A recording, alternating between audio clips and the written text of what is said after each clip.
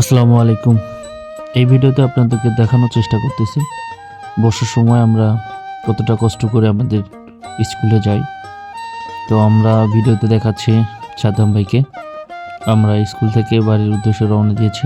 পথিমধ্যে পানি এবং কাদা সঙ্গে পিচ্ছিলা অলরেডি সাদ্দাম ভাই পড়ে গিয়েছে, সেটাই আপনারা দেখতেছেন। তো একটাবার ভাবুন যে আমরা কত কষ্ট করে আসলে এই বাচ্চাদেরকে শিক্ষা দেওয়ার জন্য আমরা চরে স্কুলে আসি।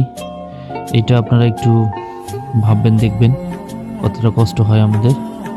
তো আপনারা দেখতেছেন সামান্য বৃষ্টিতেই এই অবস্থা। অলরেডি একটা নালাতে চলে আসছি, এইটা আমাদেরকে পার হইতে হবে। কী পরিমাণ পানি রয়েছে আপনাদেরকে দেখানোর চেষ্টা করতেছে।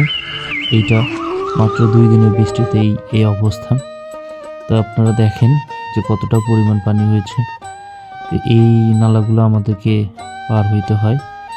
আমাদের যাওয়ার কোনো যানবাহন নেই, এই বাইসাইকেলে আমাদেরকে যেতে হয়, নতুবা হেঁটে যেতে হবে।